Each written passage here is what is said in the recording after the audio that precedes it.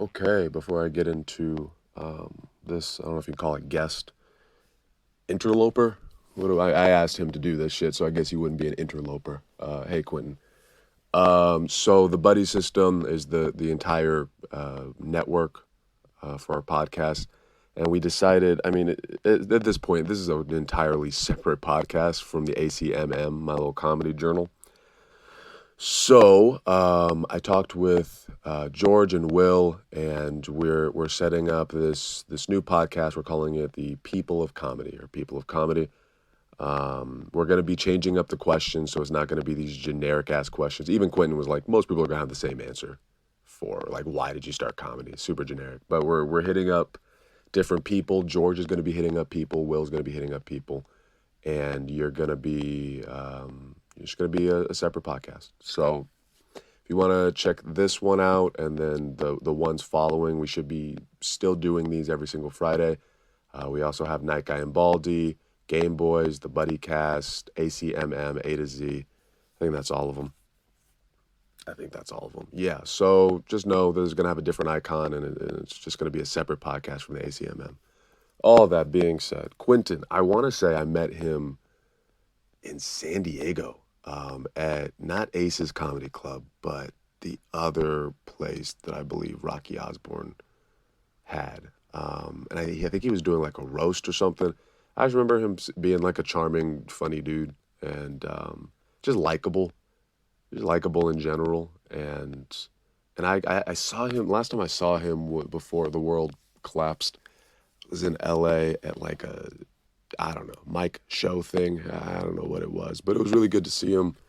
And I don't know. I just thought of him. He's just I don't really have anything bad. Not to say I was looking for bad things to say. This is becoming a terrible intro. You know what?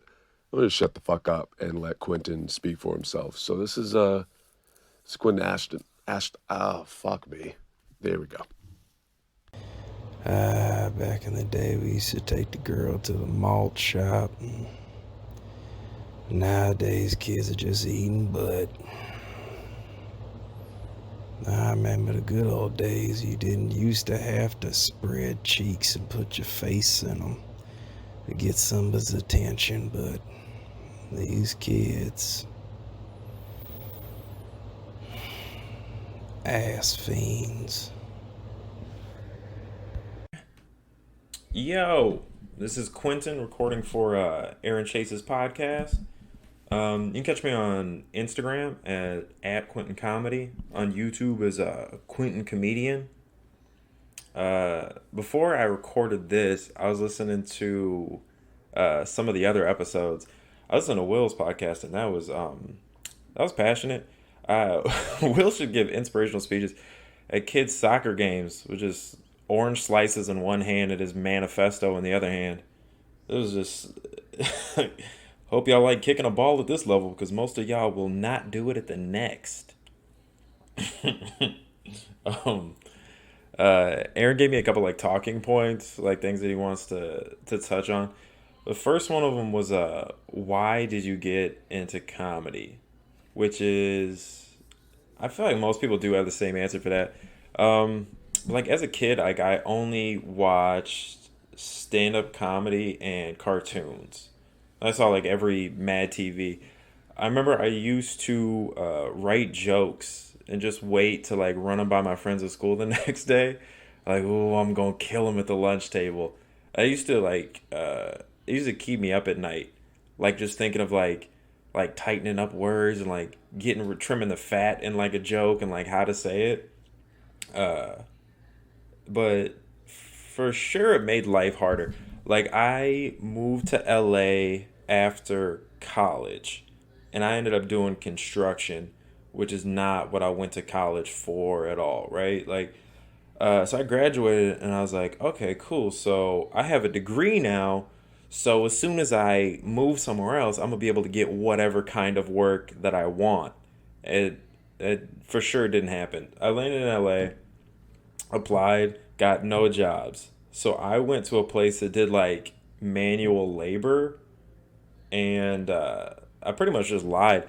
Like the lady was like, "Hey, do you have steel toe boots?" I was like, "Absolutely. I got a couple pair right now." And I for sure didn't. Like I've never I've never done construction in my life. Why would I have steel toe boots?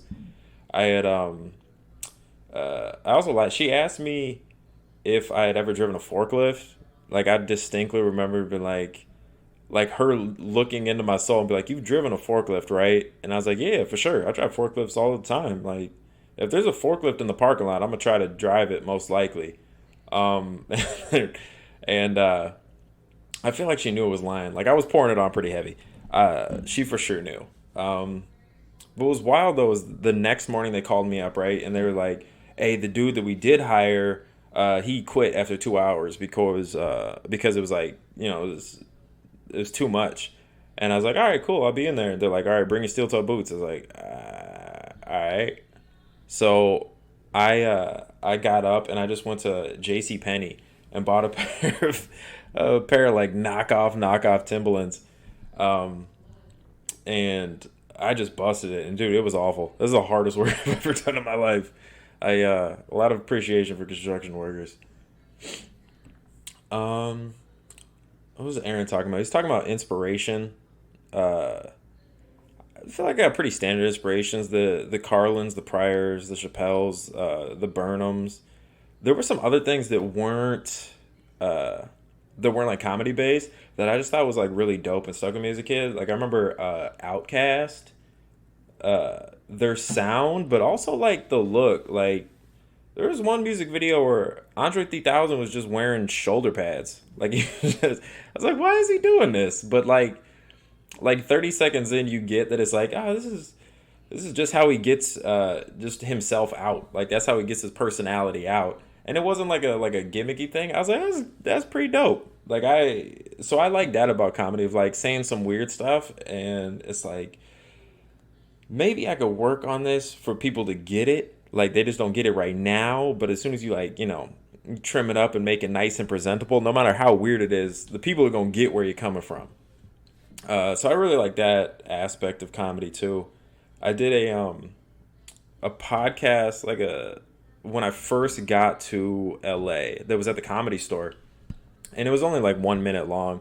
And the nice thing is that at the time I happened to have 1 minute of jokes, so it went well. The crowd was cool. Afterwards, the veteran comic who was on the roster, like he pulled me aside. Um, he was like, "Hey, this dope stuff. It's very funny. What you should do is just talk about your family more." Because I think at the time I was talking about just goof. It was very Seinfeldish.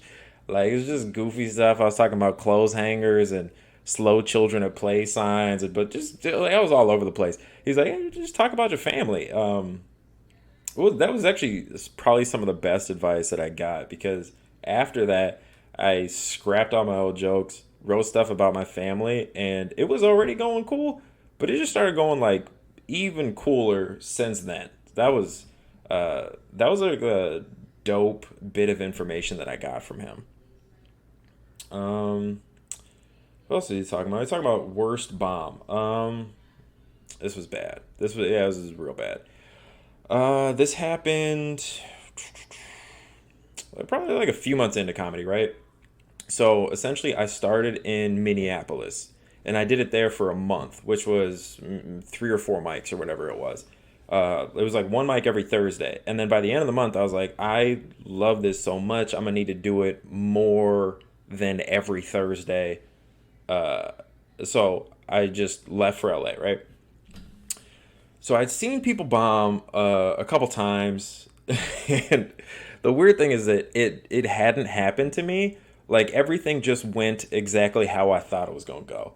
Like I went up there, did my jokes, people liked them. I was like, "This is cool." Bombing exists, not for me. And, dude, the first time, I I just remember going up there.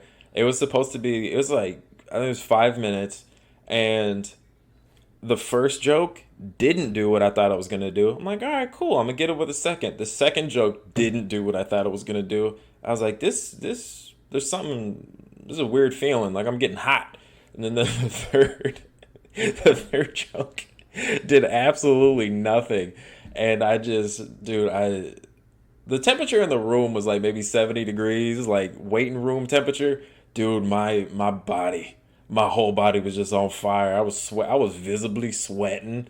And it's like when you're falling backwards and you try to reach for something, like I was just grabbing, I'm looking around the room, and I made eye contact with one of the veteran comics, a dude that been in the game forever. And he was like, he was just looking at me like, ooh, you did this to you. You got to get yourself out of this. I can't help you. And I ended up looking like still pacing around the room. I made eye contact with like my friend crew, like the people I had started comedy with in LA.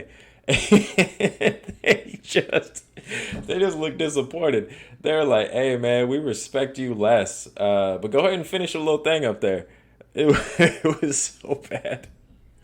Oh man, that was just the hottest I ever been in my life. I sweated out my socks. I sweated out my shoes. It was so bad, dude. I actually had the weird thing is I had an audio recording of it because I always record my sets to listen back later, see what works, see what doesn't work. I mean that was an easy one. None of that worked. None of whatever I did up there worked. This is before the advice that I gotten from that other comic. But that so none of that stuff worked. What was dope though is the host, because I started bombing out the gate, but the host still let me do. This was at Shamrock. This was in it's like just north of San Diego, like in Murrieta, California. Um, the host still let me do the full time, which was probably one of the other biggest learning opportunities I had. Because if I just would have started bombing and he would have let me leave immediately and just like take the heat off of myself, I don't think it would have hit the same way. Like it wouldn't be as rewarding as it was to feel that full heat for that full amount of time. And dude, I still have that audio clip, and it haunts me to this day. Like I remember listening to it at night, and I bombed so bad. I didn't do comedy for like a full probably 2 or 3 days after that. Like not at all. I just staring at a wall in the dark. I'm like, what is going? Just bitter as shit about that. Dude, I was just bitter as shit about everything. I'm like watching the old comedy movies that I used to like love. I'm like, man, that joke is hacky, man. They ain't doing nothing new. This is some bullshit. But it's like, it was all on me. Because I went in there with like a mentality of like I can never bomb. Like this, I'm just unfazable. It's like I deserved all of that silence. Um, oh my God. Then, it was on me too because I had seen people bomb previously, and I just didn't even think to pay attention to like what their techniques were to get themselves out of it, like to have a little silver bullet in your pocket, like this. You know what I mean? Like all the I deserve absolutely all of that shit. But the silver lining of the story, I ended up I didn't do comedy for like 2 or 3 days after that, and then a couple months later, I came back and did a competition, and I did the same competition, and ended up getting first place, and I got a cool little amount of money. I'm not gonna say how much because I didn't claim it on my taxes, but it was a lot of philosophies changed, and it was dope that it ended up. Well, the biggest thing I appreciate from that is he let me do that full 5 minute bomb, that full hot bomb, because that was a huge learning experience. I think that's gonna be all my time. I'm gonna go ahead and cut it off. Once again, you can find me on at Quinton Comedy or on YouTube as Quinton Comedian, Quinton Alston Comedian.